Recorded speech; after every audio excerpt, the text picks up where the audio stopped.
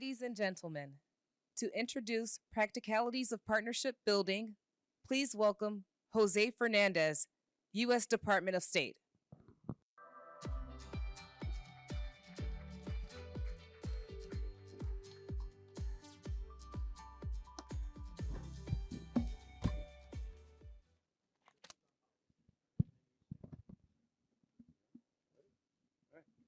Hello, everyone, and thank you.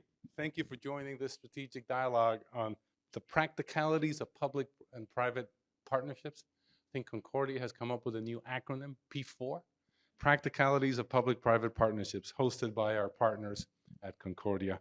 We look forward to hearing from all of you about our best practices for using P3s as an innovative and collaborative tool to help address the world's most pressing challenges. As many of you know in this room, we are here today to showcase the P3 Impact Award finalists. You've got some very impressive organizations that are here today. They're being recognized for building exemplary partnerships that provide creative solutions to critical issues. And something that I think hopefully will come across as we hear from them is we're stronger together, and that's where we promote cross-sector engagement to advance foreign policy priorities at the Department of State.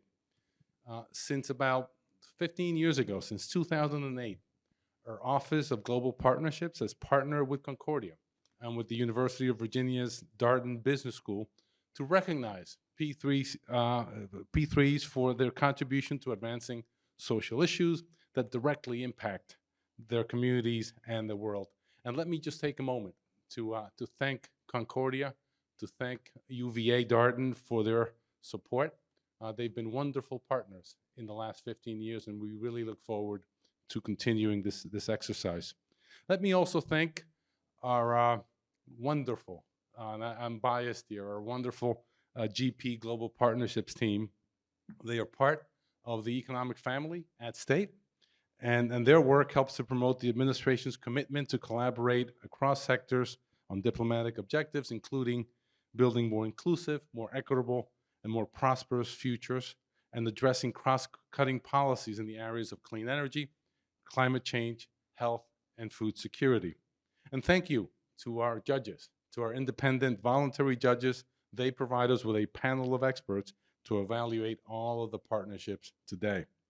Each year, and for the last few years it's been here at Concordia, each year we shine a spotlight on partnerships that are improving the lives of people around the world through the P3 Impact Award.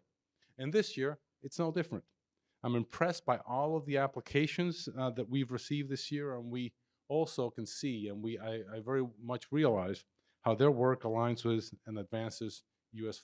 foreign policy priorities. Their work spans the globe.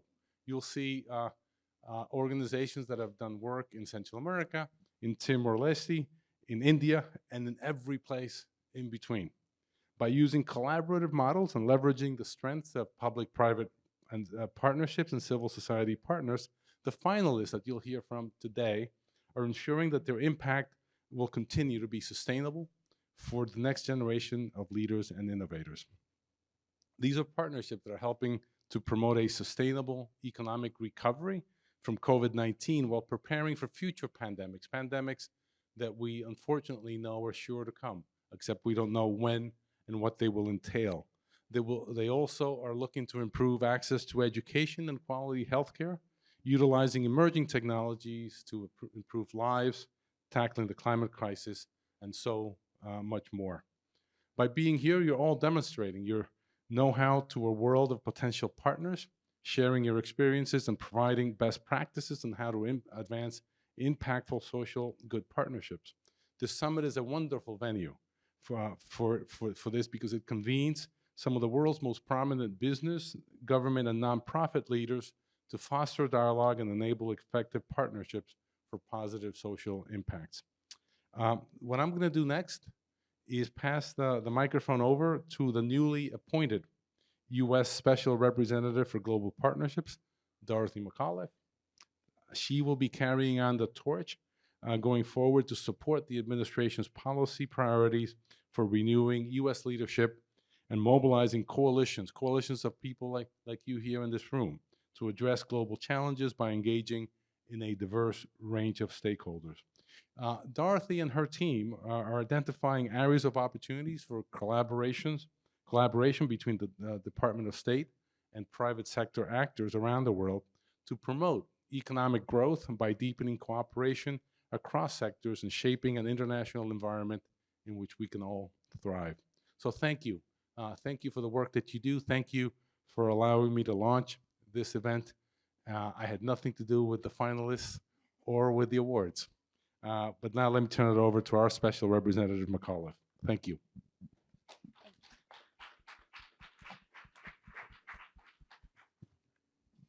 Well, good afternoon, everyone, and thank you, Undersecretary, for being with us. Time is short here, UNGA Week, and we are honored that he could join us today. And I want to emphasize that that shows the importance of the work here and the value that the State Department holds in the work of this partnership here between Concordia and the Darden School and the Office of Global Partnerships in these very impactful awards that we're about to hear more about. I'm really honored to be with our longtime partners here and have an opportunity to be on stage here with Hanne, Dalmut, and with the University of Virginia's School of Business, represented by Margaret Frank. And I want to take a moment of personal privilege because I was the First Lady of Virginia, and I did work, it was very closely entwined with the Darden School, and it is a proud and shining gem for the Commonwealth of Virginia. And so I just have to get that point of personal privilege in. So thank you for bearing with me. At the Department of State's Office of Global Partnerships, we engage with a diverse set of non-federal stakeholders, including businesses and universities, foundations, tribal nations, local governments, and other civil society organizations to build partnerships. Like the partnerships we will hear more about today, with the federal government to help further partnering with us to help us further American foreign policy goals and national security goals. And what we know is the world is a more secure place for Americans when all the world's citizens have opportunities to thrive and to grow and to provide for themselves and their families. It's my deeply held view that the federal government should be nimble, we have to be resourceful, and we have to be humble in recognizing that we cannot, nor should we not, seek to confront and solve pressing global challenges alone. We need the private sector, folks like our great innovative P3 Impact Award finalists, to think and help us implement locally and at scale to best serve the needs of the American people and our world. So welcome to the 2022 P3 Impact Award Strategic Dialogue session, where our 5 P3 Impact Award finalists will give a public presentation and answer questions as part of their final evaluation before our distinguished judges. So it's not over yet for these amazing finalists. We've been amazed by all the applicants to this year's P3 Impact Award, which has been integral in elevating the profile of leading public-private partnerships around the world. And out of all these incredible applicants come our 5 finalists, which we'll hear more from right now. And through this session, we also hope to connect trends and highlight partnership best practices so everyone can achieve more tangible global partnerships that deliver impact around our world. Congratulations to the finalists that made it here today, and thank you for the positive impact you have and will continue to have around the world. And now I will hand off the microphone to my distinguished colleagues to kick off the further discussion. Great. Thank you so much, Special Representative. My name's Hanne Dalmut. I'm the Senior Director of Partnerships here at Concordia. I'm going to say a little bit about what is going to happen for the next 90 minutes, and then I'm going to turn it over to Dr. Margaret Frank to say why it's going to happen. But this is a long-standing initiative that Concordia, UVA, Darden School of Business, Institute for Business and Society, and the U.S. Department of State Office of Global Partnerships have been leading on. If you've come to a P3 Practicalities of Partnership P4, I guess we've rebranded. If you've come to one of these strategic dialogues in the past, you know this is a little bit different. Well, the world's a little bit different. Partnerships are a little bit different. We're going at it with some aggression. We're not aggression. acceleration. So we're doing more of like a Shark Tank style setup this year, which I think is going to be a lot of fun. We have 4 amazing judges. We've got Elyse, Hector, Donnica, and Funlola, who represent phenomenal backgrounds in partnering across the world. And we have 5 fantastic finalists. And so we're going to hear a pre-recorded video representing each of the partnerships, but then we'll have an opportunity for our 4 judges to be asking some questions of these partnerships to help with that final round of judging. And then once we go through this circuit, we'll be able to, as a group, talk through some of those trends that Special Representative McAuliffe mentioned. We want to understand what's happening in the partnering landscape. How has COVID shifted things? How has the urgency of challenges shifted things? How has human subconscious shifted things? So we want to unpack a little bit of that so that this community that's together in person, but also joining via video, can better design partnerships that are resilient and impactful. So that's our goal. That's our humble goal for the next 90 minutes. Mary Margaret, a few words about why we do this? Hi, I'm Mary Margaret Frank. Thank you for being here. We started this years ago, and you might ask, why would an academic institution be interested in this? Well, I think if you think about what an academic institution is about, it's about learning and it's about innovating. And we do that in 2 different ways, through teaching and through research. And when you think about P3s a lot, back when we started this, there wasn't a ton of information about P3s. You learn a lot about public companies because there's a lot of public disclosure. It's hard to learn about P3s because there's not a whole lot of public disclosure or public data. And this was one way to highlight the great work that is being done around the world by different people in different sectors. It has transformed the way I think about what we do at Darden. If you're at Darden, you'll learn that we are a school of practical affairs.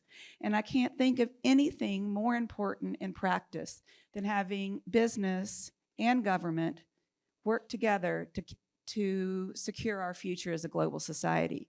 We've been able to use the information that we have received and the great ideas we've received from our P3 applications over the last 15 years to write case studies, to do research analysis, and to help invigorate teaching for business school students so that they understand the global society that they're walking into.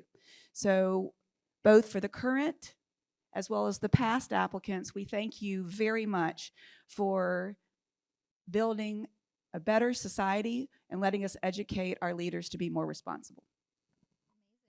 Amazing. So let's add to that library of knowledge.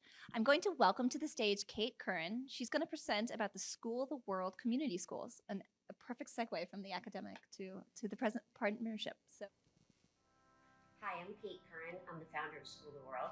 When School of the World first started in 2009 in the Western Highlands of Guatemala, we were visiting remote communities up in the mountains.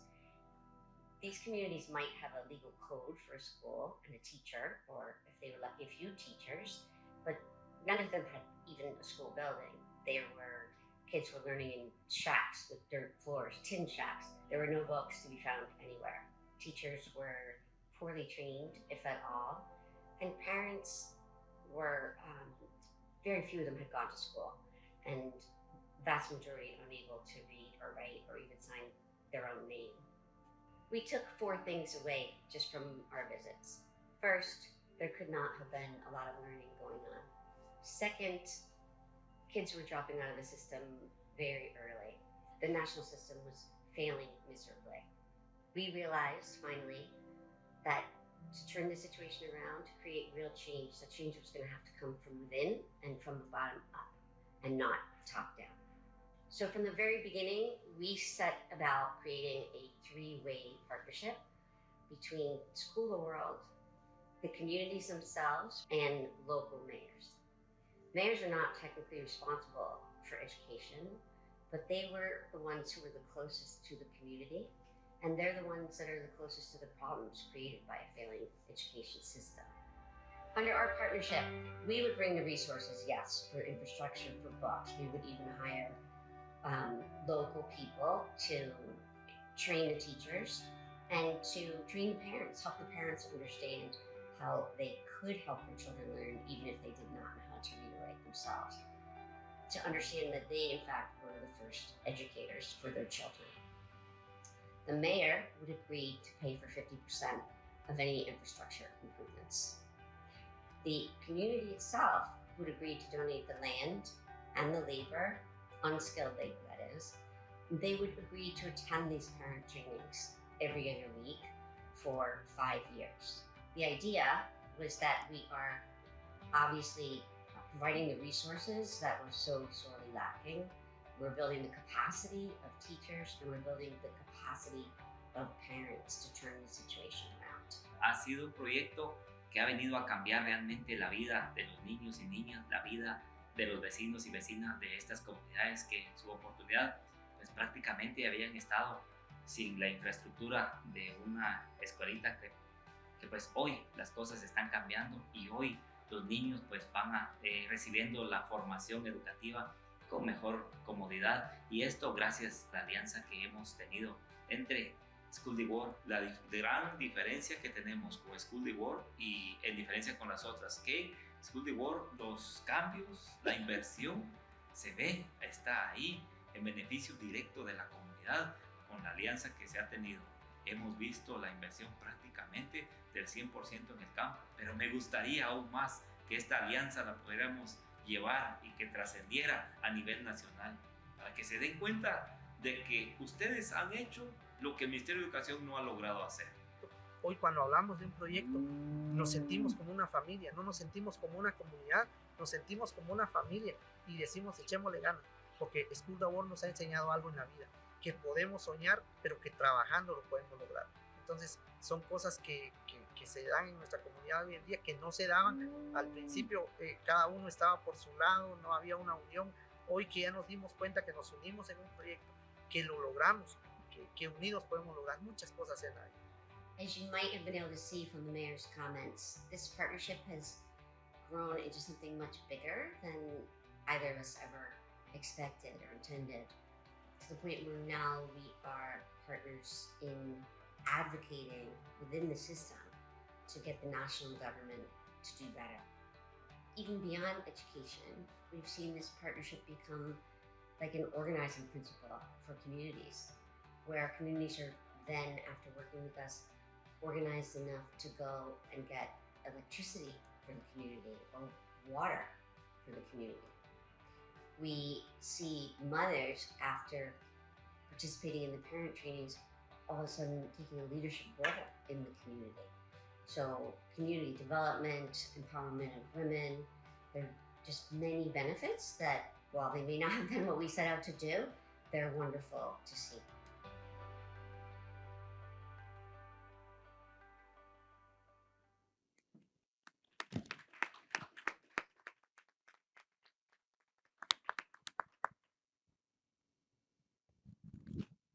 Great.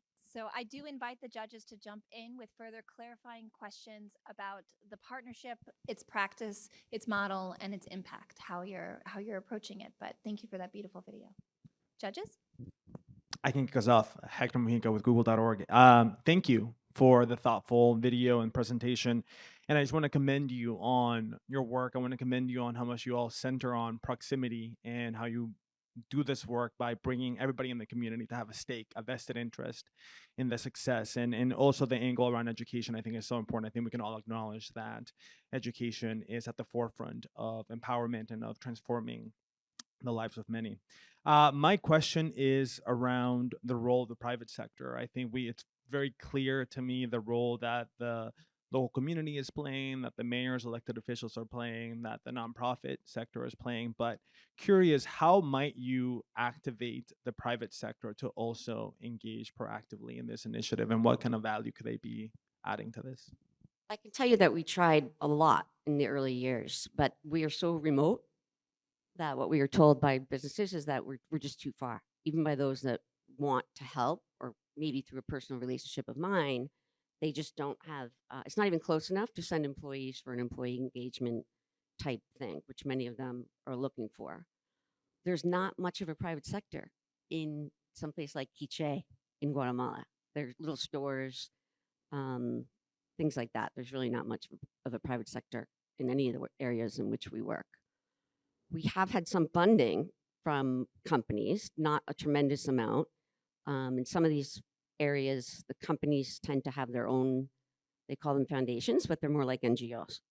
So they do their own work. They do not fund NGOs. So we probably have more support from the private sector in the US than we do locally. And that's companies that are willing to fund either an entire initiative in a community or in geography, or perhaps just a school build if it's a smaller company, for example. I would love to see it. It's just not that easy to achieve. Anyone? Okay.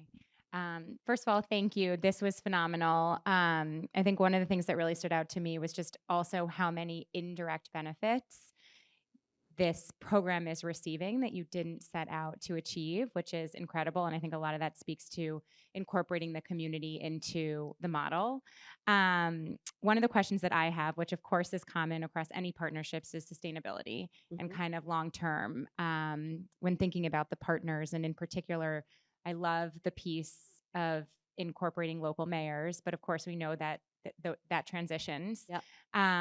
So how are you thinking about that long term, especially as folks in those roles turn over and making sure that this is something that carries throughout?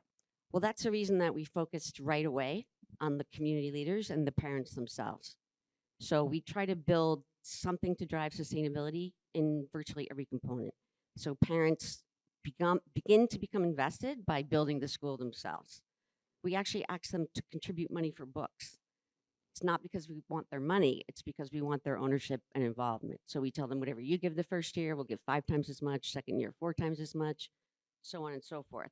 All of that increases their ownership. We want them to understand it's their school, not ours. We never put our name on the school. We put a small plaque, that's it. And then it's most important, the parent training. So yes, helping parents understand the importance of education, helping them understand how they can help their children learn, even if they don't know how to read or write themselves, but also what their rights are and what the rights of the child are to an education and what the school schedule is, what the expectations are of teachers. So if there's a teacher who is truant, which is unfortunately far too common in these parts of the world, in rural communities who only come 3 days a week, the parents know what to do about it. So there's a process of empowerment we have to go through with them as well, because this is mostly mothers. So they need to feel confident enough and strong enough to take on the system. And what we've seen is that will happen because one of the first benefits we have is the empowerment of women through the trainings that we do. So it's all about sustainability to us. We want to, actually I went back to visit a school once that we had worked in after 5 years. And we said to these mothers had not even been willing to speak to us in the beginning. The men wouldn't even let them come to the meetings in the beginning. And here we were 7 years later, and we said, how are the teachers this year? And first of all, the mothers were the school committee at that point. And the mothers said, oh, they're great. We had 2 we didn't like last year. We just got rid of them. That took 3 years to make that happen the first time. And so the fact that these mothers could take it into their own hands and make it happen when it needed to happen again, to me was actually more impactful even than data. It's a powerful anecdote. Wonderful. Well, we will hear more from Kate in the kind of third section of today's conversation when we bring everyone together. But thank you so much. And another round of applause for School of the World Community Schools.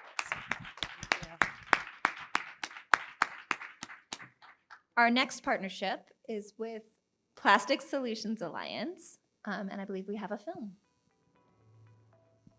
The advent of plastic revolutionized every aspect of human existence.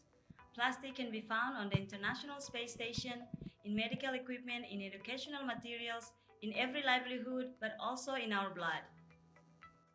How has plastic become one of the defining issues of our time? Plastic manufacturers happily said, once you've used this, throw it away, discard it. There is no way, because plastic is so permanent and so indestructible that when you cast it into the ocean, or indeed into a dustbin, it does not go away.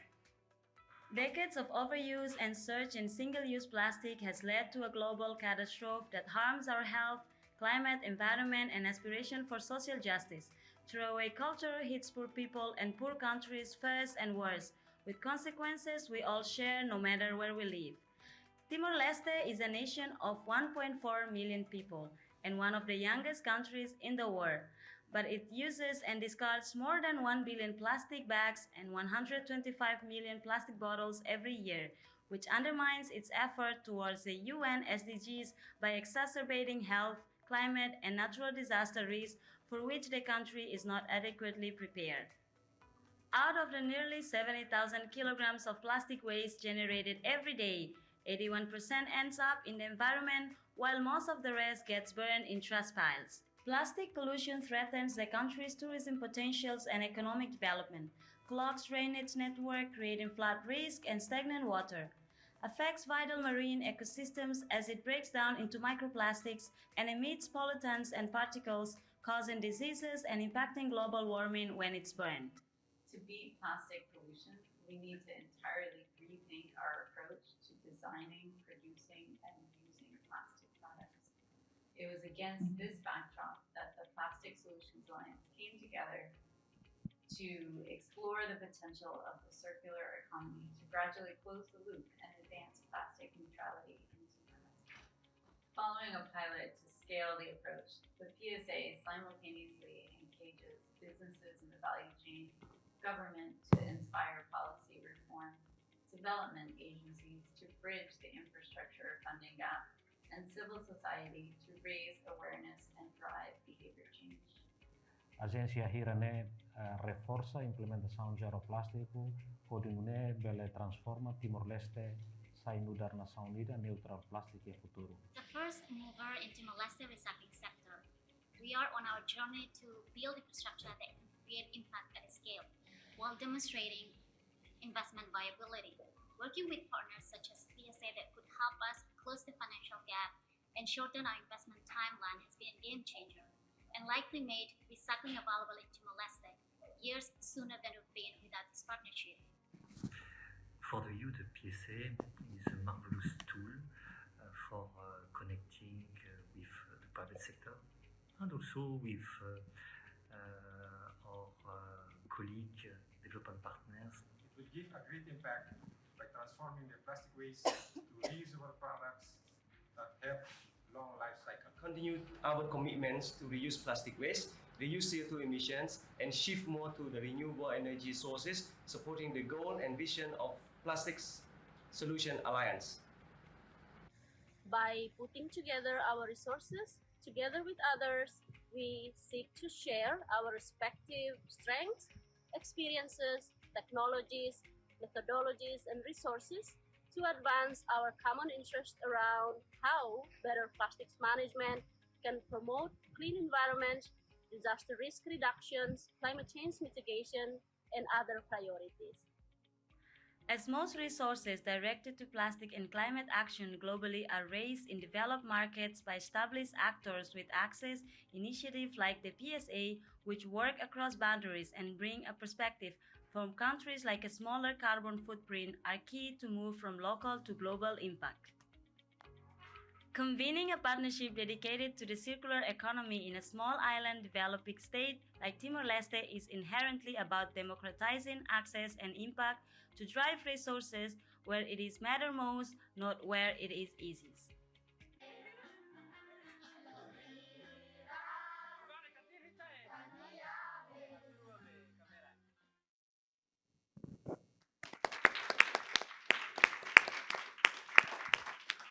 Great. Please welcome Clement Albano to speak more about the Plastic Solutions Alliance.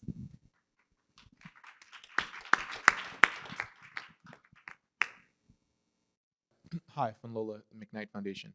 I was wondering, one, just a great and phenomenal partnership. I was wondering how you built capacity for small entrepreneurs to sort of get into the recycling game for these plastic, for this plastic waste. So your question is really related to small, micro, medium enterprises, right?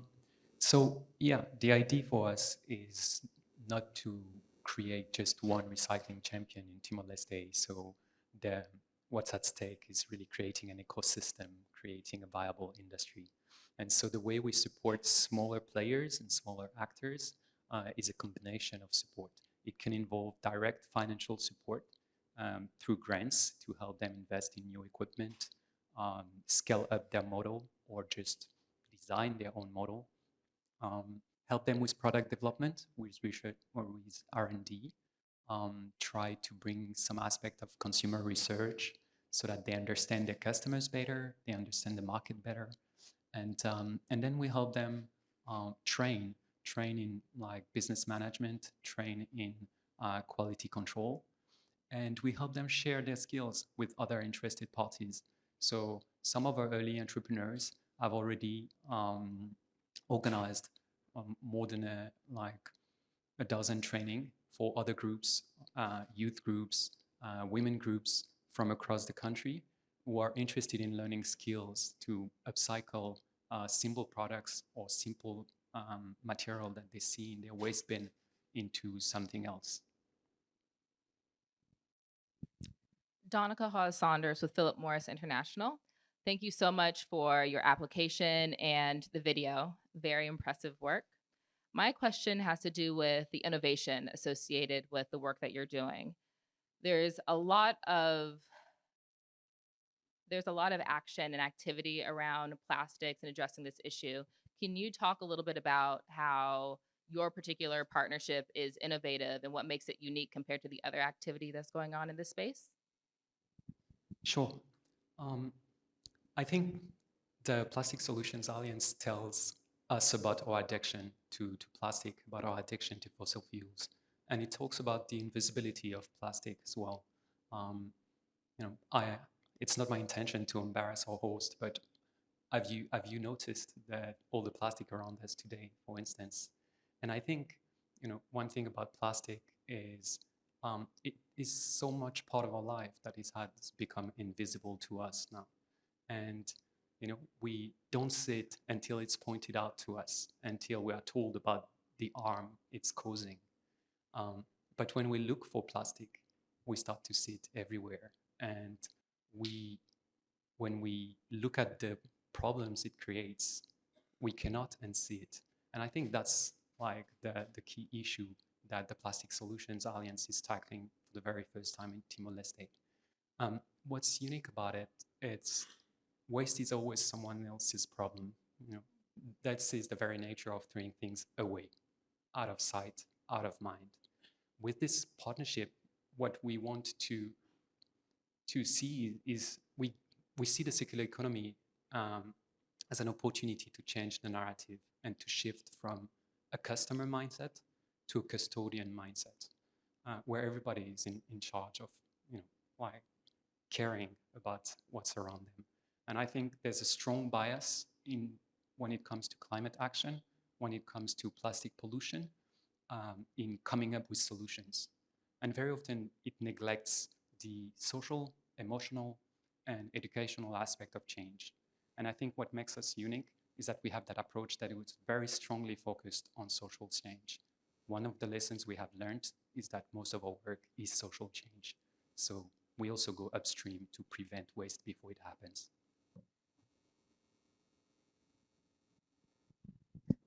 Can you speak a little bit more about the level of buy-in you have, both from policymakers and from the private sector? Have you seen any migration away from using single-use plastics by the private sector? Have you seen the policy landscape shifting to prohibit or tax or disincentivize the use of single-use plastics?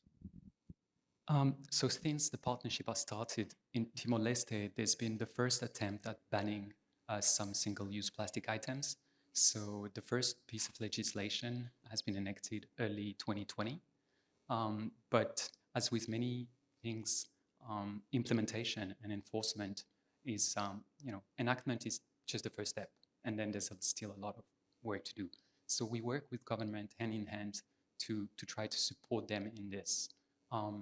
So again, I think there's a lot of commitment. There's a lot of ownership from our government partners. But the key is always how to translate intention into action. And that's really what we try to work on. But we're seeing the first results.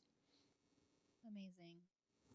Thank you so much, Clement. And No offense taken. I'm an equal anti-plastic champion over here. So the more we shout it out, the less Concordia will use it. So thank you. Great. Well, we will again hear more about this in the discussion, but we'll move on to our next and third presentation. Great. Our next video will showcase the Global Alliance for Trade Facilitation Partnership. Today, we live in a world full of economic imbalances. And while many of us have everything we need, for many people, life is a constant struggle. Almost 800 million people, 10% of the world's population, live on less than $2 a day, the definition of extreme poverty. In addition, global shocks, such as pandemics, conflict, and climate change, are driving inequality. For developing and least developed countries, red tape at borders only makes these problems worse. Small business owners, who are the commercial lifeblood of these countries, don't have the time or money to make long trips to government offices, navigate complex procedures, or wait days for officials to manually issue routine documents. So, in most cases, they just don't bother. They lose out on the benefits of international trade, and their countries lose out too. The Global Alliance for Trade Facilitation is on a mission to end unequal access to global markets by streamlining the processes associated with cross-border trade in developing and least developed countries, making trade simpler, faster, and more cost-effective. The Alliance works through public-private partnerships and is guided by the World Trade Organization's Trade Facilitation Agreement.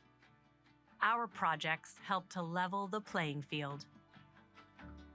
By emphasizing digitalization and delivering other best practices, Alliance projects enable businesses to trade more easily.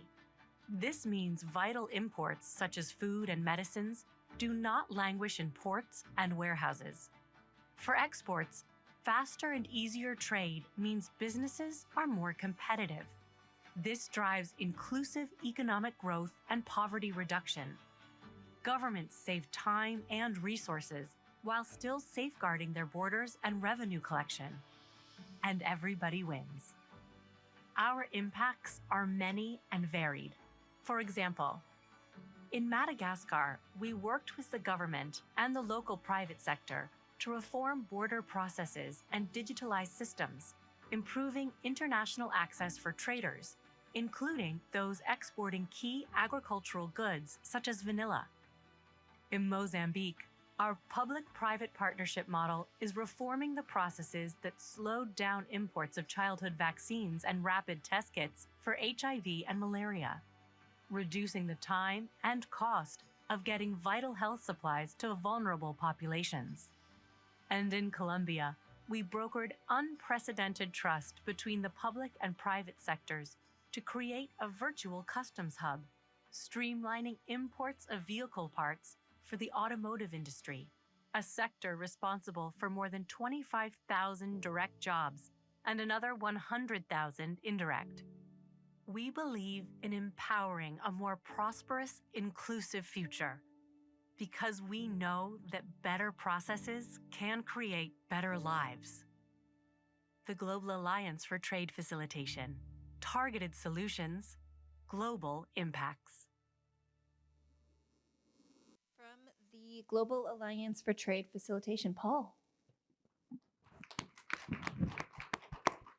That was incredible and no small challenge to build partnership around. My question is around staffing in terms of how the partnership is thinking as it grows. It's created such a good model for for systems change and sustainability, but how are you thinking about staffing as you bring that model to each of the different areas? And is that an element that has been thought through? Obviously, you're going to want to incorporate local support in that way. Sure. So thank you very much for the question. The first truism of a partnership is that there should be many other people here on the stage with me. But since that's not possible, I'll do the best to answer the questions on behalf of the Alliance. We have a large number of stakeholders, and it has been an effort that was created by both donors and by the private sector in partnership with each other. They already have a fairly significant capability of staff and resources to bring to the table. But I think what's really been quite a unique element, if you will, of the Alliance is that our partnerships extend not only to the larger multinational companies and those that are active at the steering group level or at the higher levels of the organization, but we have a large number of partnerships that are really created as we enter into the individual countries or regions in which the Alliance works. So we have chambers of commerce, we have other kinds of organizations, but in particular, we have the small businesses locally, the local entities who are really keen on achieving these kinds of reforms and facilitating their businesses. So staffing sort of is a function of the partnership itself. As we grow, we also grow the number of partnerships that we have, all of them focusing on the objective of the Alliance. I have one follow-up to that. What's been the biggest challenge as you go and you enter each and you bring this solution and partnership into different areas? What's the biggest challenge that you're faced with? Well, I think the first challenge at the outset of the Alliance was just having governments and business talk the same language. I often say that we needed to learn each other's vocabulary. We needed to develop a common set of metrics which differ from development agencies to the private sector. But the challenge, I think, in a national context is making sure that we're working with governments that want to undertake these reforms. Not all do. And so we really have tried our best to make sure that there's the political will, that there's the level of engagement that we need to have in order to undertake these kinds of large-scale reforms. And that, of course, also comes from the partnerships in the sense that when we have not only multinational corporations, but local and smaller businesses engaged, all of them together can really sort of generate that catalyzing sort of environment for the changes that we're looking for. Thank you for your presentation and the work that you've been doing in this space. And unintentionally, I think I have a additional follow-up based on your answer, and it has to do with the restoration of trust in trade. And you alluded to it in one of your examples, but I'm really curious to understand how you've gone about utilizing trade and talking about it and really linking community to multinational organizations and other partners and allowing us all to speak the same language, as you said.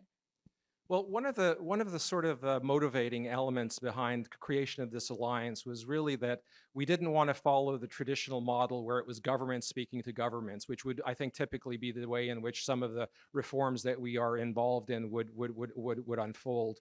We really wanted to have the private sector there because, after all, what we like to say, and I think is a truism, that it's the private sector, it's small businesses, it's small-scale entrepreneurs that trade, not governments. So that's also why we wanted them to be there at the table from the outset. I think what's really been an unexpected but very welcome sort of a part of the alliance is that as the model has unfolded, we're really insisting that host governments and the private sector talk to each other, that they be very much working together on these kinds of reforms. In many developing countries, many countries around the world, there is that lack of trust between customs authority, between border officials and the private sector. And the model that we followed and the model that had been sort of established, if you will, by the World Trade Organization really called for that private sector engagement. So it's sort of baked into the way in which the alliance works. And I think that conversation, which in some places is more advanced than others, really starts building that trust that we're really looking for in international trade. And we're hoping to sort of continue on that path.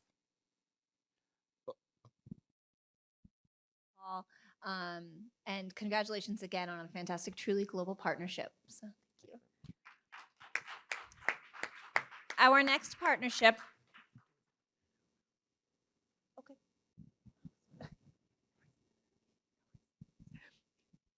No worries. We are going to play some walk-off music for Special Representative McAuliffe in the tune of the video for Sanmed Healthcare Blended Finance Facility. Thank you so much.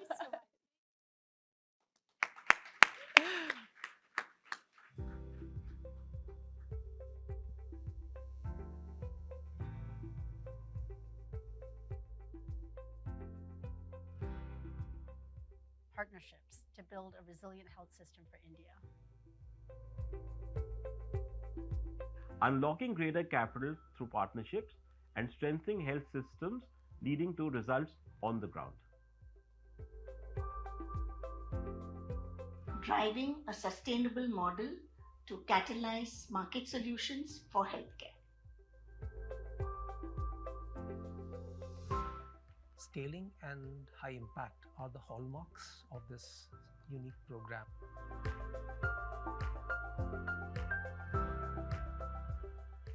Making quality and affordable healthcare accessible to everyone in the country. There have been consistent efforts at making the Indian health systems both resilient as well as strong. There are, of course, inherent weaknesses in the system which still exist. 2017 Health Policy of India declared that we would ideally be spending 2.5% of the GDP on health. The government spend is limited to 1.3%. Private spend is also not very high. Companies in this sector find it very difficult to raise funding. And the primary reason is that it is capital intensive and requiring long gestation periods. Many a time, startup businesses and innovators are not able to attract commercial grade investments. So this could be due to perception on the healthcare sector being risky with uncertain returns. In March 2020, COVID-19 was looming as a global threat and community transmission in India was accelerating. Working with IPE Global, we recognized the need to be creative and harness the incredible ingenuity of India's private sector, the commitment of Indian government institutions, academic research, and the resources of the finance sector. USAID brought our rich experience with innovative financing in India to this collaboration to develop Samrid, a facility which combines public and philanthropic funds with commercial capital to scale proven market-based health solutions. These solutions reach the most vulnerable populations. The dedication and commitment of our partners has led to practical solutions such as hand-cranked defibrillators, new cold chain technology, using drones to bring healthcare to inaccessible communities, and many more. At Samrit, we think that blended finance is a game changer. Our team works closely with healthcare facilities to understand their needs and helps them structure finance. So we really give them a combination of debt, equity, as well as philanthropic grant capital. The idea is to really give them concessional capital and to try and mitigate their risk through grant capital, through philanthropic organizations. And once the risk has been mitigated, then the commercial entities come in and are happy to fund those projects. We've been able to raise a lot of philanthropic capital through players like USAID, through Rockefeller, and raise debt capital through Axis Bank, IndusInd Bank, Caspian, and a number of other players. The commercial banks need someone to support their risk. The development finance institutions or the philanthropic agencies come here with a view to get better leverage and higher impact. And the borrower comes here to get access to cheap funds. So the coming together of these diverse players in a collaborative fashion actually becomes a very win-win sort of a platform and very unique in India. Samrid helps us identify innovations, mobilize capital, provide technical advisory in particular to help take these innovations forward. Through Samrid, we have already forged over 100 partnerships with an initial grant investment of $12 million to 30 plus entities. We have been able to leverage in excess of $100 million. It has managed to reach 1,000 plus healthcare facilities, 17,000 plus medical staff, community health workers and nurses, and impacted 25 million people. What Samrid is bringing into play is filling in the gap which resulted in denial of access.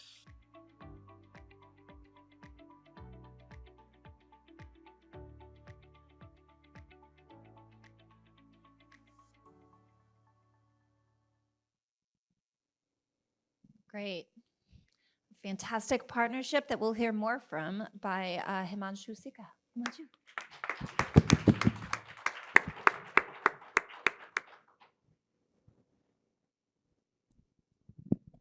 First of all, congratulations for such thoughtful work. I'm a big fan of blended financing models and the ways that you're being thoughtful and leveraging grant capital to unlock additional pools of financing.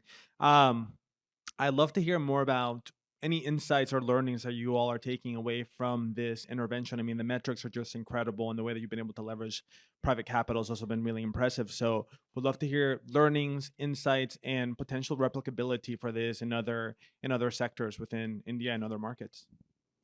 Thanks a lot. And before I answer that question, just a disclaimer that many of the numbers have gone upward since the video was prepared and shared a month back. To your question, in terms of learnings, there have been many. I think the first and the foremost learning stems from the period which this partnership started from. We started during the heights of pandemic in the country, when we were seeing close to 500,000 cases every day in a context like India, and overall the deaths were increasing every day, and each and every family was getting impacted. And what we saw in this time was that uh, the keenness of people to come together is always there. But when there is a particular reason with which we can attach that to it, it helps to kind of make things much more faster. And that's been one key learning, that whenever you're going for any initiative like this, have a core agenda to it, which everybody can buy into. And that, I think so, has been one of the kind of big learnings for this. And when we are looking at replicability of this to other sectors, I think so that again becomes important, that identify that core principle that everybody, each and every partner would agree with, and at the same time make sure that they all are incentivized to take that agenda forward as well. The other learning has been that when you're looking at partnerships, try to uh, make them into different buckets, in terms of not all partners are coming to the platform with the same kind of background, with the same kind of institutional history.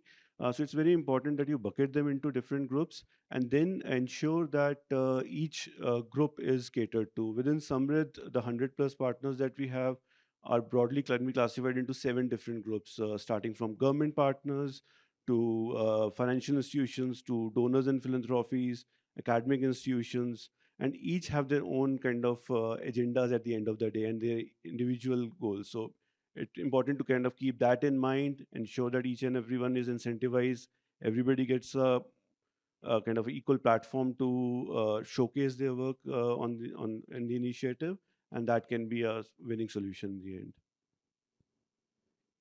Thank you for the impactful work you're doing. I'm curious, for the financial sector partners that you're able to bring to the partnership, how are you able to identify those financial partners that will be constrained by sort of a 7 to 10 year private equity model? How are you able to identify that they'd be good partners with the addition of risk capital that's put down by philanthropic partners?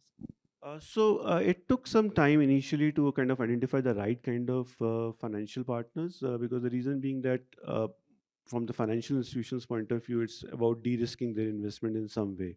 And health traditionally has been seen as a riskier sector. And to your point, with long gestation period, even sometimes 7 years is a short period. You require 10 years and all. So what we have been trying to do is do a lot of, let's say, interactions with the financial community, be it the banks, be it the regulators, be it the non-banking financial institutions, and trying to see where our interests align. Interestingly, in case of India, there is negative penalties if imposed by the central bank if you're not investing into the priority sectors, and health being one of the priority sectors. So we have been able to use that as a kind of a lever as well, when influencing the banks, that okay, with this kind of a program coming together, you will be able to kind of manage that part. And the second instrument that we have used, or the second lever that we have used, is that doing that orientation that today your customers are also looking for impact. And if you're able to show that whatever debt or equity investments you are doing is ultimately leading to an impact also on the ground, because you're investing in sectors like health and into social enterprises, that would help you kind of build your businesses further. So these two levers, one from the regulatory side and one from the impact side, have been critical in getting the financial institutions onboarded. Great. Thank you so much, Himanshu. Our final finalist for the 2022 P3 Impact Award is Partnership for Central America. In May 2021, U.S. Vice President Kamala Harris announced a call to action for business and social enterprises to promote economic opportunities for people in Northern Central America as a part of a comprehensive strategy to address the region's root causes of migration. We together have generated more than $3.2 billion of investment in the region. In response to the call, the Partnership for Central America was founded as an independent, non-governmental, and non-partisan organization with the mission of advancing economic opportunity across underserved populations in El Salvador, Guatemala, and Honduras. We believe that every person and family has the right to a life of dignity, prosperity, and security in their home country. Estamos hoy aquí trayendo pues nuevos negocios y nuevas formas de generar ingresos. En Leads Mujer, un programa de INCAE junto con Mastercard, aprendí muchísimas cosas sobre negocio, porque siempre le he puesto como el corazón a todos mis proyectos. Y Leads me hizo hacer una estructura comercial para el mayor éxito de estos proyectos. Mi nombre es María Bonifacia Pirir Sequén, de 58 años. Yo trabajo con mi tallercito y estoy sacando solo manteles típicos, grandes y pequeños, de diferentes tamaños. Empecé ese negocio para sostenerme a mis hijos, necesito algunas cosas y para que así yo me quedo más fácil.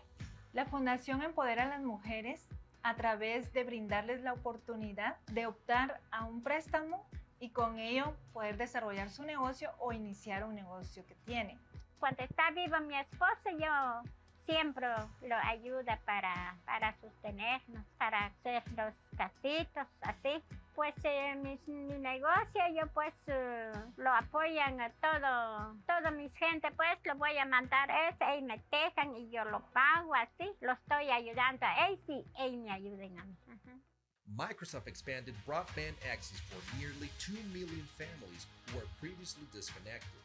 Over 400,000 individuals were brought into the formal economy with bank accounts and/or access to credit by Mastercard, Acción, Davivienda, and Bancolombia. And CARE reached over 450,000 individuals with skill-building services and economic empowerment efforts. These investments will continue to translate into real impact, jobs, services, and opportunities for the people of Northern Central America. PCA is committed to creating opportunities for young people, women and girls, farm workers, and small and medium-sized enterprises through investing in job skilling, facilitating access to capital, expanding financial inclusion and digital access, promoting labor standards and the rule of law, and building sustainable energy and digital infrastructure. Recognizing that women are the drivers of economic growth and productivity, the partnership also launched In Her Hands, a women's economic empowerment initiative aimed to bring a gender lens to investment in the region. We are grateful to Vice President Harris, our corporate and NGO partners, the U.S. Department of State, USAID, the Inter-American Development Bank, and the World Bank that made this public-private partnership possible. Together, governments, businesses, and civil society can work to offer measurable hope and opportunity to the people of Central America for a better life in their homeland.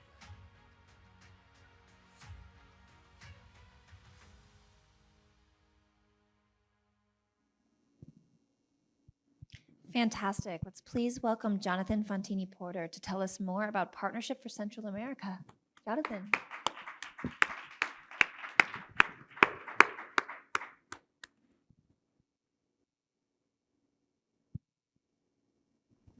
Did the video say it all, or do we have questions?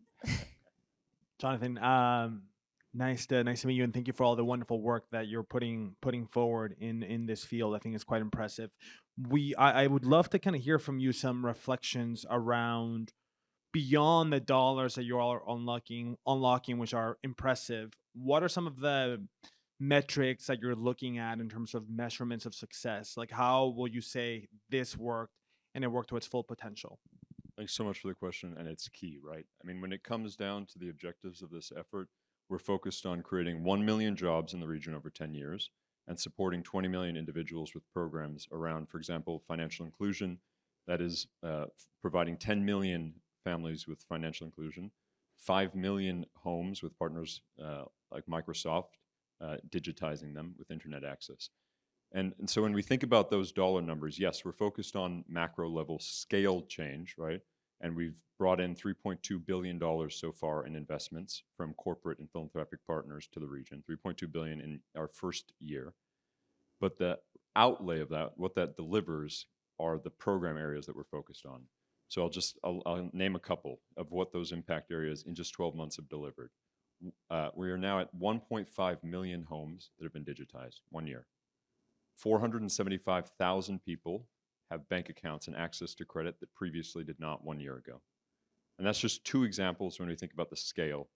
In Her Hands, which was highlighted in the video just a second ago as well, focuses on gender equity. And within each of those pieces that I just laid out, there's subsets that are identifying how and where those programs are delivering impact to women.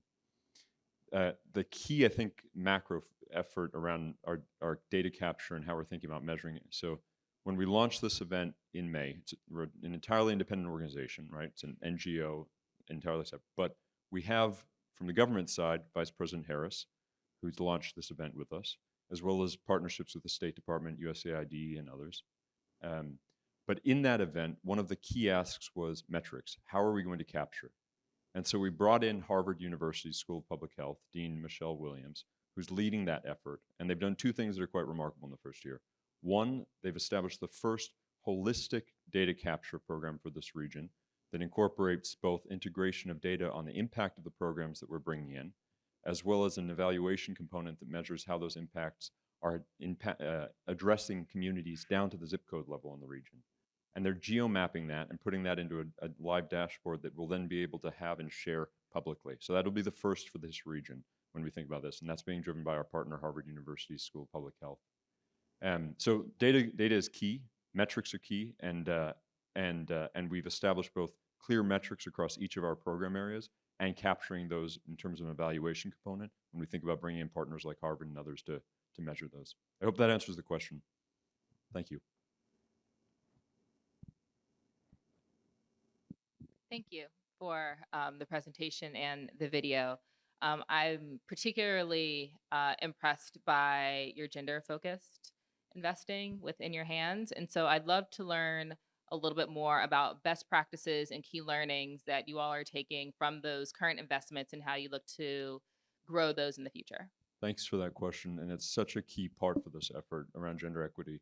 And the reason I say that are twofold. One, this region has the highest femicide rates in the world. So women are dying every 24 hours, for example, in El Salvador. Highest femicide rates globally. Second piece is the gap between that number and the potential opportunity that's brought. So of the 1.5 million key, just very clear employment gap in that region, the vast, vast majority of that are women. 84% of men are employed, 47% of women are employed. But what's interesting is that within that number, some of the largest numbers around small business ownership and entrepreneurialism is in that sub-number, in that number of women. So you have women dying at the highest rates in this region, and at the same time, you have women driving the primary sources of economic growth for the region. And so in Her Hands focuses on a few things. Empowering and enabling women, and so that's around skilling, it's around community building, it's around the idea of creating opportunities for these women through entrepreneurial and business development programs and capital access programs that are going to give them the roots to be able to find a path out of poverty. And then the second piece is employment opportunities and connecting them with opportunities when it comes to actual job creation. And so within In Her Hands, what it includes a couple things. Microsoft supporting 500,000 women around skilling programs. It includes a subset, for example, in that financial inclusion number, of specifically targeting women for economic opportunity, bank accounts, capital access, and the like. So it's within In Her Hands, it is a target. I think the full number is now 1.4 million women that will be supported through these programs of 10 different corporate partners. And just if I could lastly, it ties to the first question around measurement. Another key piece that we're working on with an organization by the name of Diversio is building in metrics captures within corporate partners that are operating in the region, local and multinational, to identify their gender equity profiles. Because at the end of the day, the sense is, if we're not measuring this, this is not real, right? So that's a big focus for us on the measurement piece around gender equity as well. Thanks for the question. Great. Thank you so much, Jonathan, and another round of applause for the Partnerships for Central America. So we're now going to move into a fun little piece where we all get to talk. And this is a fantastic opportunity, again, for our 5 finalists. Let's give them all a round of applause. I mean, this is a globally diverse set of partnerships doing amazing transformational work. We're going to bring our 5 finalists back to the stage. We're going to celebrate the fact that our judges are on cameras around the corner. And we're going to have a bit of a dialogue about some of the insights or the findings that are coming from this. Ask any additional questions that might help in this final round of evaluations towards securing who this year's winner will be. And then after this conversation, and I'll invite our 5 finalist representatives to please come to the stage. And then what happens next after all of this is done is we sequester into conclave our judges, just like the Vatican. Hopefully it's faster than any of those endeavors, though. And they are able to identify independently from Mary Margaret, myself, the State Department, who this year's winner will be. And that will be announced on the main stage tomorrow, the Metropolitan stage tomorrow. All right, so we have about 20 minutes. I know the room is sub-freezing temperatures, so that keeps our brains extraordinarily sharp for this rapid fire trends and analysis of what is going on in the partnering realm. But I invite folks to kick it off. I'll kick us off. So my Jonathan, I have a question for you around replicability, right? I mean, I think the greatest hallmark of success here could also be that the Partnership for Central America is so successful that we want to replicate that model in other regions that are high risk and high opportunity. So how are you all thinking about kind of capturing some of those best practices, capturing what's working here, the formula, and hopefully replicating it to other regions of the world? Yeah, thanks for that. So I think I'd answer in 2 frames. The first is the best practices that we tried to adopt from existing examples globally, and then lessons that we took on from the last year. When we think about the best practices, in some ways there are examples where you've seen individual small case use cases where there have been successes. Where it gets challenges is when you start to think from our perspective around the regionalization of it, and then the duplication when it comes to partners with different specific interests and needs. And so I think the lessons that we've taken from this first year from our perspective has been, first, identifying a very, very specific singular challenge that we've been focused on. And rather than trying to go global and boil the ocean, focusing on one very specific challenge. The second has been very clearly defining our goal in a very public way, and one that we've held to the point of metrics, clearly defined around a set of core metrics for a defined period of time. And then the third piece is really around the idea of responding to rather than trying to force on priorities. And so what we've done is the coalition that we brought together to include the US government, regional governments, and the corporate and philanthropic partners, we've responded to their priorities. And so we've identified where are they working and what are their priorities, and how do we then integrate that into a region that is suffering from some of the biggest challenges when we think about humanitarian perspective. So that's those 2 pieces, really. I hope that's helpful. I had a question for the global trade, particularly around ports of entry where you see high rates of corruption, human trafficking, that sort of thing. When you start to digitize things, you almost eliminate the middleman, and they find creative ways to go about their business. I'm curious how you've seen sort of these middleman actors switch their ways of business, and what lessons you're learning on how to combat that. Thank you very much. The process of automating border measures and border controls really has yielded a very strong sort of anti-corruption component to the work that we do. Again, we are in many instances fighting sort of embedded interests, which makes it a lot more challenging. Again, it really speaks to the point that I made earlier, which is that it's only with the political will at the highest levels of government that we're really able to make progress on those issues. But we have seen that there's an enormously large constituency in almost every country for making these processes more simple, more efficient.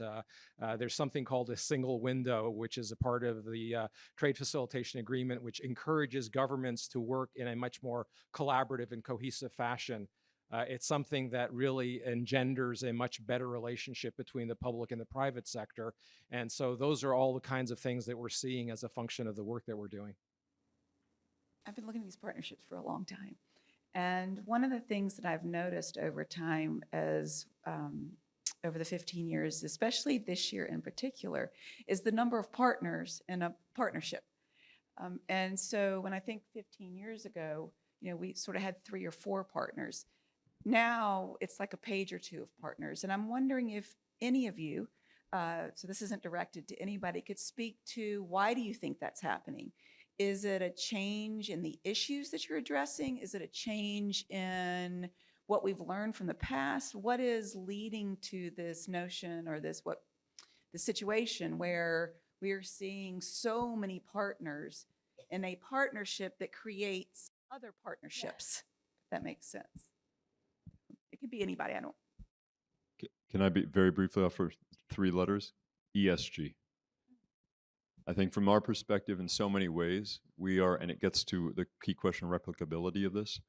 We're getting requests from governments, from corporates for how we expand to other parts of the world to do the same. Mexico is one example right now, elsewhere in Latin America, elsewhere throughout the world, thinking about PGII and that. So it in so many ways is driven by, I think, a larger narrative taking place from our perspective, where the corporate sector is responding to social sector demands. And as that ecosystem is being created, there is more and more activity. I mean, that's one perspective that we've seen. Another thing that I think you mentioned about at the end of your question is partnerships leading to more partnerships. And that's been particularly in our case, where we started, we were 6, 7 partners, but as the program has progressed and moved forward, more and more entities have come in. Some of them are initiative specific. And as I said, answered earlier, that what we have been trying to focus on is that each group or each partnership that we form has a very, very clear agenda, is institutionalized with the partners and leading to a particular outcome. And when you see that outcome getting achieved and that impact getting measured, and when you're able to showcase that under forums like this, it leads to more partnerships. Interestingly, just after the announcement of the P3 being the finalist, we have possibly formed around 15, 20 partnerships after that, because that's trust that gets built because they see the results on the ground, they see that the impact is happening, ultimately the communities are getting impacted. And then there is that sometimes you can also get the feeling of missing the part to be part of that initiative. That also brings a lot of players in, and then how best you utilize it, it's up to you. And can I add something? I think many of us also work and live in environments where independence and competition have been erected as cardinal values. And in these environments, I think there's a recognition that inspirational collaborative partnerships don't occur naturally. And I think increasingly what we see is that there's understanding that partnerships, as with every team, are a social phenomenon, and sustained performance requires essentially to build strong systems, but more importantly, to build a strong culture. And I think these texts, I would say, I mean, my fellow panelists can comment, but I see 3 main elements that are important to bring that, to build that kind of structure, is shared vision, transparency, and the last one is representation. And I think the first 2 are well understood. For many years, people understand shared vision, you need shared goals, you need mutual benefits. You need to accept the perspective that if one of the partners is not successful, somehow none of the partners will be successful. I think that's well understood. Transparency, bit self-explanatory also. Like candor will bring credibility, it will bring trust, like that are key factors for success. But I think the new understanding, the new recognition is really about that last point, about representation. Because I think people realize more and more that you need all voices to be heard. You need everyone to be represented because it drives innovation and it holds everybody accountable. When you have many more perspectives, you will have many more questions in the room. And so I think that's also like, one of the perspective I wanted to bring, because it's something that, and I think it's a positive evolution, but I think that's a bit of an awakening for many organizations. I think to answer your question in our case, I think the perception may be that we are working on a relatively narrowly focused technical issue. But in truth, we're really working on economic growth and economic development, which affects across societies. And so we find that the work that we do has downstream impacts on all manner of stakeholders. It really engenders a lot of engagement by the private sector, by government, by NGO communities. And so we find ourselves wanting to work with as many of those as possible because the impact will be very significant. Well, School of the World obviously operates in a completely different realm than these four gentlemen, but I would say that we treat every community as an opportunity for a partnership with them and with local government and other stakeholders. And that's how we have so many. Right, it's your beneficiaries are embedded into the design from day one, which obviously then scales the number of partnerships also at play. Yeah. I like this session because of the title, which I also titled, so I'm biased, but it's called Practicalities of Partnership. I always want to learn, how are partnerships being built? How are they being established? How are they being managed? And we've touched on this a little bit, I think, especially with Clement's response right here, but how are they being built? How are they being governed and established? What is happening behind the scenes? You have some phenomenal, each partnership here has some phenomenal impact metrics, a really wonderful narrative and clear demonstrable success. Who's doing that day in, day out? And how are they being trained, supported, or structured in this realm?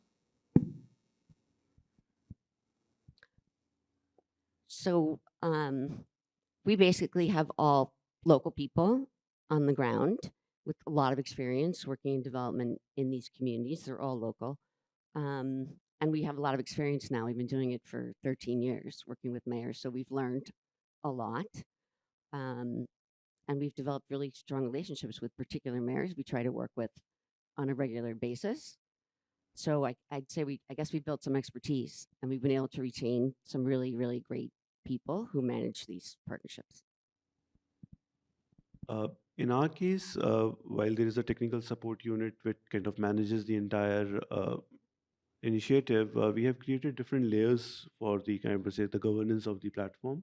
So at the top of it is an advisory committee which consists of leadership from Government of India, from philanthropic partners, financial institutions. So everything is getting getting representative say at the governance level, at the top governance level. Then when it comes to at the facility level itself, besides the technical support unit, we get in specialized entities to support us, because there also we feel that not one single entity can kind of do all the activities that are required.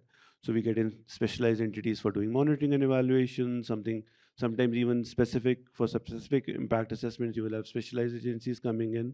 And then at the community level, you ensure that the people that you're working with, especially in our case, besides the direct communities that are getting the services of the initiatives we support, we also work closely with the community of health workers, the doctors, the paramedical staff. Especially in the kind of the last 2 years, what we have seen, the amount of pressure they have been, it has been an effort to see that how their voices can be accounted for when we are working at a higher level, financing entities, to see that the requirements that they have are getting addressed by the initiatives that we are supporting. So it's kind of working at multiple levels, starting from top to the end beneficiaries. And just to continue a bit on the idea I introduced, I think when all partners accept the notion of interdependence and are comfortable with it, like it will make it much easier for people to dedicate resources or mobilize resources to achieve a shared goal, because they know they are part of a system that work together towards something that is bigger than them. And I think one of the key aspects that one of the lessons we've been learning as a partnership is also that if we bring perspectives that speak together to the head, the heart, and the hands of the people, it will go a long way again at mobilizing people. So we always try to build our action on critical thinking. That would be the head. We pair empathy with, especially for the natural world in our case, or the environment, with action. And then this culminates in school level events or community events that are really action oriented, that are really tangible, practical. And I think that's how we manage to involve like the many people and the many contributions that it will take to progress on issues like climate action or plastic pollution. I have a follow-up. I have a follow-up question that I think maybe you all can expand on. So, Clement, I appreciate your point around the importance of representation, and I would love to hear whoever's comfortable commenting on this about how you all center representation in your work and in your partnerships. How you center allowing the most marginalized voices to also have equitable access to the opportunities that are being offered. Specifically thinking about the work around global alliance and trade, how are you ensuring that women-led small businesses or enterprises or indigenous-run businesses and enterprises also have equitable access to the opportunities that you're bringing to these markets, right? So I would love to, one, double-click on you, but also hear from the rest of you all how you're centering on. Yeah, it's a great question, and it's something that we have been focusing on in an increasing fashion. We recognize that there are a lot of marginalized groups that have not had access to the opportunities that international trade brings. And so as a part of our activities, we've really had a very strong gender and women's economic empowerment focus. There had been an impression, I think, for many years that trade was non-discriminatory, that anybody could take advantage of it. But of course, that's not true. And it becomes particularly evident when you're dealing with informal traders in developing countries who, are discriminated against by border officials or by other lack of access to information and those sorts of things. So we've really stressed, working on making sure that each of the projects that we undertake really focuses on those components, those constituencies that at least in the past in traditional trade had not been given the same level of access. But it's an ongoing challenge because we're dealing with vastly different cultures from one country to another, and so what we find is that we're really doing sort of bespoke interventions in many places. What works in one country may not necessarily work in another, but as long as the Alliance has that as a key objective, I think we are able to make progress on those issues. In our case, the focus of all of the interventions that we support through the facility, through blended finance, is to reach out to the vulnerable populations, be it in hard-to-reach areas, rural areas, smaller towns, as well as tribal belts. And what we have been trying to do there is that if we select a particular solution which is working in, say, a hard-to-reach area with vulnerable populations, when we are doing the impact measurements and all, when we interact with those communities, we don't restrict our interaction with them specific to that intervention, but take a holistic view and try to engage with them more widely to understand what are the other challenges they are facing and to see whether other solutions in our portfolio can help access that. And what we have done doing this kind of an approach is that many times a particular intervention is working in our area, which is comprises of vulnerable communities. And through this kind of iterative process, we have been able to bring other solutions to that geography as well. So in a way, reacting to what the community is asking for and bringing those solutions to them. if I can, I think the core of a partnership and of any of our partnerships, and I think just in our conversations today, and talking to Kate about her efforts and how together we can participate and work together in Central America, and talking to Clement, and I think this idea of representation and inclusion, if not included in a partnership like this, is a fail point from the start. And from our perspective, we're very conscious of the fact, and our CEO, Mark, is here today as well, that there have been so many efforts in this micro part of the region, which presents an outsized challenge for the US and for so much of the region. But that the focus of some of these efforts have been in some ways too top down, right? And so I think what we're trying to do is balance the inclusion of the incredible financial power that multinationals can potentially bring to this otherwise ignored region of the world, and at the same time ensure that regional and local communities have their full voice from the start in building the solutions that we're trying to build. And so from our perspective, it is from the start publicly demonstrating who's behind the table and who's shaping this organization. From the start, identifying whose voices have been built into the strategic planning and the goal setting that, and very publicly noting that. But the inclusion piece, I think, for any of these partnerships, from our perspective, fails if you don't have that inclusive voice. Sure. And from our perspective, very briefly, I know I'm being conscious of time, there was that initial statement that led it also, what was one of the notion that led it to the creation of the partnership is that the throwaway culture hits poor people first and most. And so when you understand this, when you look at the waste sector, there's a massive presence of informal actors. And when you look at these are the most vulnerable people. And in the most vulnerable people, you will automatically find, if you go to the landfill in any developing countries, many children, many women, many people living with disabilities. And just being aware of this at the very beginning of our partnership helped us integrate that aspect in everything we do. And the result today is that in every training we organize, every school activity, every community activity that we organize, the statistics and the data we collect show that more than the majority of the participants are from these groups: women, children, people living with disabilities. And so we'll keep going and invest as much time and energy as we can to keep these numbers up and include these people as much as we can.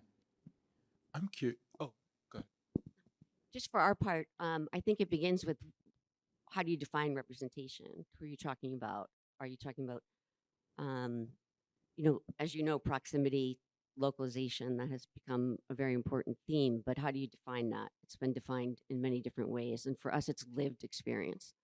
So we like to hire people who come from the very communities in which we're working, or communities that are very much like our communities. And they are the best possible representation of what a difference education can make. It's challenging. It's very challenging. This is a first job for many people. And so there's a lot of learnings on both sides. But that's really how we do it. And we make sure that we receive lots of input from the community, the mothers, and everyone. Well, I want to thank you all for being here. I want to thank our judges.